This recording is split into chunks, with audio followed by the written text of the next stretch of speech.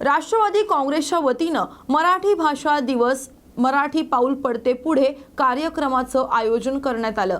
अभिजात मराठी भाषेच्या पूर्वसंध्येला राष्ट्रवादीकडून जगविख्यात शिल्पकार पद्मभूषण डॉक्टर राम सुतार, पद्मश्री कविवर्य मधु मंगेश कर्णिक, पद्मश्री महाराष्ट्र भूषण अशोक सराफ, प्रसिद्ध क्रिकेटपटू पद्मश्री दिलीप वेंगसरकर, पर्यावरण प्रेमी सयाजी शिंदे, प्रसिद्ध गायिका वैशाली सामंत, उद्योजक इंद्रनील चितळे या दिग्गजांचा उपमुख्यमंत्री अजित पवार यांच्या हस्ते सन्मान करण्यात आला।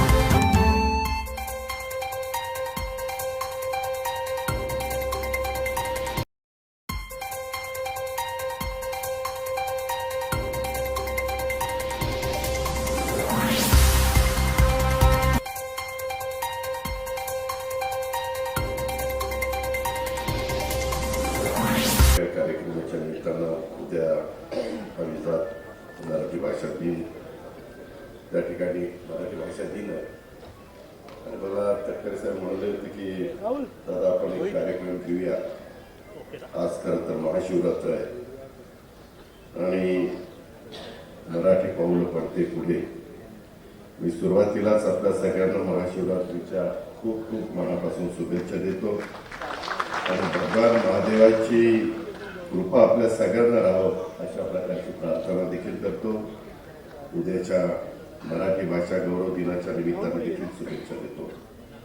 आज इतकी वंदनीय, पूजनीय, आदरणीय अशा प्रकारच्या अशा मान्यवर व्यक्ती इथं उपस्थित आहेत, त्याच्यामध्ये आपण सगळ्यांचाच आजच्या गौरवमूर्ती पद्मभूषण डॉक्टर श्री राम सुतार जी, पद्मश्री कविवर्य माननीय श्री मधु मंगेश कर्णिक जी, पद्मश्री महाराष्ट्र भूषण श्री अशोक सराफ जी, पद्मश्री माननीय दिलीप वेंगसरकर जी, माननीय सिने अभिनेत्री सयाजी शिंदे जी, सुप्रसिद्ध गायिका श्रीमती वैशाली सामंत, प्रसिद्ध युवा उद्योजक इंद्रनील चितळे, ज्यांनी अतिशय दिमागदार हा सगळा कार्यक्रम घडून आणण्याच्या करता मनापासून प्रयत्न केले आणि स्वतः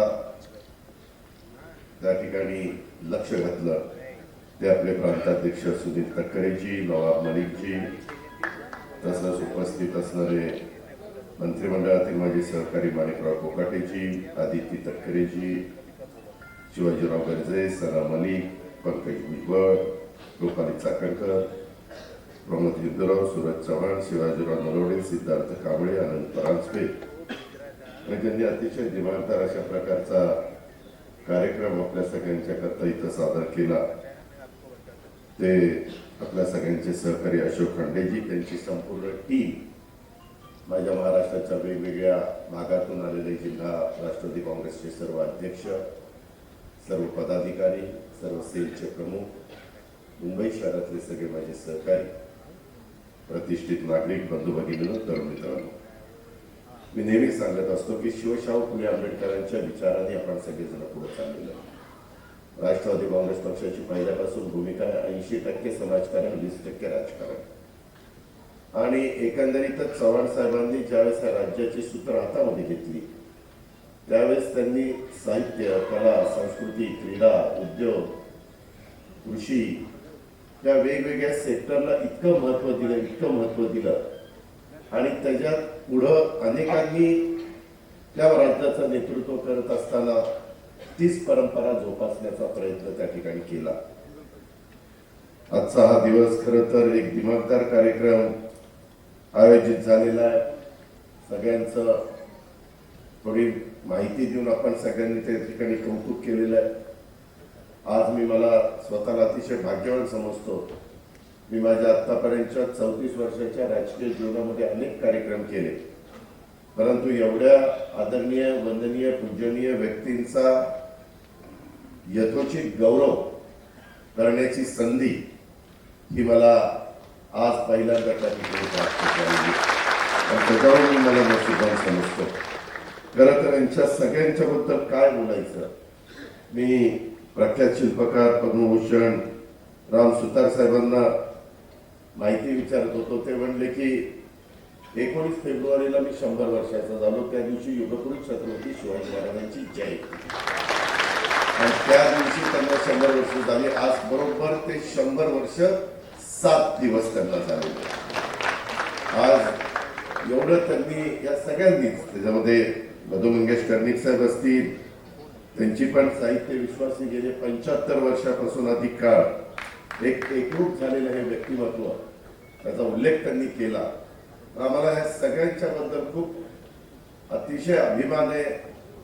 अतिशय आम्हाला त्या ठिकाणी महाराष्ट्रामध्ये अशा प्रकारची व्यक्तिमत्व जन्माला आली आणि त्याच्यामुळं महाराष्ट्र एका वेगळ्या उंचीवर यांच्या सगळ्यांच्यामुळे गेलेला आहे, हे आपल्याला कदापि विसरता येणार नाही किंवा नाकारता येणार नाही। त्यांचा साहित्याचा प्रवास हा 2025 मध्ये घेऊन पोहोचलेला आहे आणि मराठी साहित्य क्षेत्रातल्या प्रत्येकाला मधु मंगेश कर्णिक यांनी आपलंसं केलेलं आपण सगळ्यांनी पाहिलेलं आहे। अनेकदा या राजकीय क्षेत्रामध्ये काम करत असताना, सरकारच्या ठिकाणी काम करत असताना अशांशी ज्यावेळेस संबंध येतो त्यावेळेस डोळ्यासमोर पहिलं नाव येतं, पहिलं चित्र येतं ते म्हणजे यशवंतराव चव्हाण साहेबांचं आणि त्याच्यातूनच आम्ही सगळी प्रेरणा घेतो, आपण सगळे प्रेरणा घेतो आणि पुढे जाण्याचा प्रयत्न करत असतो। आज महाराष्ट्र भूषण म्हणून पद्मश्री अशोक सराफ यांनी देखील अनेक मराठी आणि हिंदी चित्रपटामध्ये आपल्या अभियानाने प्रेक्षकांना हसवलं, भावुक देखील केलं आणि या वयात देखील ते अजून रंगभूमीवर कार्यरत असून तरुणांना लाजवतील अशा प्रकारचं त्यांचं काम चाललेलं आहे। अलीकडच्या तरुण पिढीनं या सगळ्यांचा आदर्श हा घेतला पाहिजे। आज आपल्याला आरोग्य चांगलं ठेवायचं म्हटल्यानंतर काय काय गोष्टी केल्या पाहिजे, साधू संतांचे विचार, निर्व्यसनी राहणं, ह्या खूप काही गोष्टी सांगण्यासारख्या आहेत किंवा बोलण्यासारख्या आहेत। पद्मश्री दिलीप वेंगसरकरजी हे भारतीय क्रिकेट संघाचे माजी कर्णधार, क्रिकेट प्रशिक्षक, हे 83 मध्ये त्यांनी वर्ल्ड कप जिंकला। त्यावेळेस सगळे भारतीय तो वर्ल्ड कप जिंकल्यानंतर कपिल देव होते, दिलीपजी होते, अनेक जण त्याच्यामध्ये मान्यवर होते आणि त्या संघामध्ये दिलीपराव होते आणि लॉर्ड्सचा तर उल्लेख मगाशी सुनील तटकरे साहेबांनी केला। त्यांनाही क्रिकेटची आवड आहे, आदित्यला क्रिकेटची आवड आहे। परवा आदितीनं तर मला विचारून कॅबिनेट बुडवली आणि तिकडं मॅच बघायला गेले। दुबईला मॅच बघायला, दादा दादा मला जाऊ द्या ना, पण मलाही क्रिकेट आवडतं म्हणलं जाऊ दे, मला जाता येत नाही तर देखील जाऊ द्या. आणि त्याच्यावर मी तिला परवानगी दिली आणि अशा पद्धतीनं तिचं पण काम चाललेलं आहे. दिलीपरावांचे पण नेहमी वेगवेगळे काही संबंध येतात. आपल्याकडे क्रीडा विभाग आहे राष्ट्रवादी काँग्रेसकडं. मी नेहमीच सगळ्या क्षेत्राला सांगत असतो, क्रीडा क्षेत्राला, की जे काही प्रश्न असतील ते आणा. मी माझ्याशी मधू मंगेश कर्णिक साहेबांचं वाचन फार बारकाईनं ऐकलं. मला आधी तुला सांगायचंय की त्यांनी जे काही मगाशी सांगितलेलं आहे त्याचा पाठपुरावा कर. माझ्या माहितीप्रमाणे 3 तारखेला आपलं अधिवेशन सुरू आहे. 10 तारखेला राज्याचा अर्थसंकल्प मी सादर करणार आहे. त्याच्यामध्ये मला काही गोष्टीचा उल्लेख करता आला तर जरूर मी त्या बाबतीमध्ये करीन. सयाजी शिंदे हे ज्याप्रमाणे दमदार आवाजासाठी आणि प्रभावी अभिनयासाठी ओळखले जातात, त्यांचा अलीकडे आपला तसा जवळचा संबंध आहे. सह्याद्री देवराई या संस्थेचं काम एवढं अप्रतिम चाललेलं आहे आणि ते त्यांच्या सामाजिक कार्यासाठी ओळखले जातात. त्यांचं वृक्षप्रेम, वन्यप्रेम सर्वश्रुत आहे. पर्यावरण संवर्धन करण्यासाठी त्यांचं महत्वाचं योगदान त्यांनी दिलेलं आहे. आणि मी माझा आशिष जयस्वाल म्हणून राज्यमंत्री आहे, त्याच्याकडं हे डिपार्टमेंट येतात आणि त्यालाही मी सांगितलेलं, परवाच त्यांची मीटिंग झालेली आहे. माझंही त्या बाबतीमध्ये लक्ष असतं. शेवटी कामं करत असताना ह्या सगळ्या जे काही वेगवेगळे घटक आहेत त्यांना कसा आपल्याला न्याय देता येईल याचबद्दलचा प्रयत्न आमचा सगळ्यांचा चाललेला असतो. आपली वैशाली सामंत या प्रसिद्ध गीतकार आहेत, संगीतकार आहेत, पार्श्वगायिका आहेत. त्यांनी मराठी भाषेबरोबरच अनेक दाक्षिणात्य भाषांमध्ये देखील गाणी गायलेली आहेत. त्याचा उल्लेख आत्ताच त्यांनी त्या ठिकाणी केला. आणि छावा चित्रपटाने तर खरोखरीच त्या चित्रपटामुळं आपल्याला आता काही लोकांना स्वराज्य रक्षक छत्रपती संभाजी महाराजांच्या बद्दल माहिती होतं, परंतु आज देशाला छत्रपती संभाजी महाराज काय होते आणि कशा पद्धतीनं त्यांनी एक देखील ते लढाई त्या ठिकाणी हरले नाही, सगळ्या लढाया त्यांनी जिंकल्या. असं माझ्या माहितीप्रमाणे जगातला एकमेव राजा तो असू शकतो की जो कुठली लढाई हरला नाही. शेवटी मात्र कसा घात केला गेला आणि म्हणजे चित्रपट बघताना बघवत देखील नाही. परवा मला आदिती म्हणली की 6 तारखेला ना 5 तारखेला सगळ्या आम्हाला विधिमंडळातल्या आमच्या सहकार्याला मी देवेंद्रला पण सांगितलं की आपल्याला तो चित्रपट आयनॉक्सला बघायचा आहे. तुम्ही पण सगळ्यांनी बघितलेला आहे, अनेक जणांनी बघितलेला आहे, परंतु खरोखरीच अंगावर शहरे उभे राहतात. अशा पद्धतीचा राजा हा छत्रपती शिवाजी महाराजांच्या नंतर तुमच्या माझ्या महाराष्ट्राला मिळालेला होता, हे देखील आपण सगळ्यांनी या निमित्ताने पाहिलेलं आहे. चितळे ब्रँडच्या 4थ्या पिढीचं प्रतिनिधित्व आता इंग्रजी करतायत. त्यांनी पण त्याच्यामध्ये त्या गोष्टी सांगितल्या. देश परदेशामध्ये हा चितळे ब्रँड खूप मोठी त्यांची ओळख आहे. खूप काही बोलण्यासारखं आहे. खरं तर कुसुमाग्रजांचा जन्मदिवस हा आपण मराठी भाषा गौरव दिन म्हणून साजरा करतो आणि कुसुमाग्रज यांनी मराठी भाषेला आपल्या प्रतिभेचे अलंकार चढवून अनेक साहित्य कृतीची निर्मिती केली. संत, साहित्यिक, विचारवंत, कवी, गीतकार, लेखक ते अगदी पत्रकारापर्यंत अनेकांनी आपली मराठी भाषा जिवंत ठेवण्यात, वृद्धिंगत करण्यात मोलाचं योगदान दिलेलं आहे. आणि कुसुमाग्रजांच्या बद्दल बोलायचं म्हटलं तर ते मानवतेचे कवी होते. कुसुमाग्रजांनी आपल्या अलौकिक प्रतिभेने साहित्याच्या सर्व अंगाशी स्पर्श करून साहित्य निर्मिती केली. मराठी भाषा संवर्धनाची जबाबदारी त्यांनी सर्व मराठी माणसांवर त्या ठिकाणी टाकलेली आहे आणि मराठी ज्ञानाचे अनेकांना मार्गदर्शन त्यांनी त्या ठिकाणी केले. हे ज्ञान आजही तेवढंच उपयुक्त आहे. महाराष्ट्र आणि मराठी धर्म वाढवणाऱ्या संत ज्ञानेश्वर, संत तुकाराम, संत ज्ञानदेव, नामदेव, संत चोखामेळा आदींच्या परंपरेला देखील मी आजच्या निमित्तानं वंदन करतो. उद्याच्या मराठी भाषा दिनाला पण मी मनापासून शुभेच्छा देतो.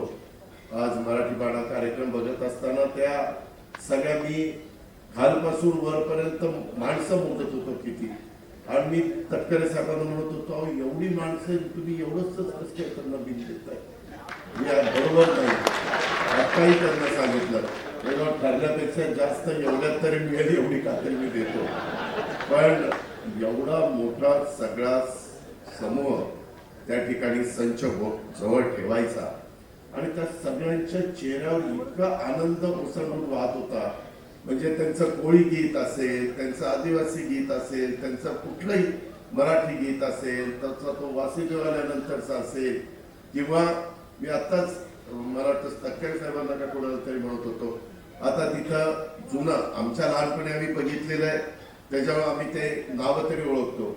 म्हणजे सूप ज्यावेळेस उकडण्याच्या करता सूप त्यावेळेस सुपातनं उकडलं जायचं किंवा त्याच्या संदर्भामध्ये पाटा वरवंटा. आता पाटा काय वरवंटा काय मिक्सर काही दिसत नाही. त्याच्यामध्ये दळण करत असताना त्या पद्धतीनं जातं.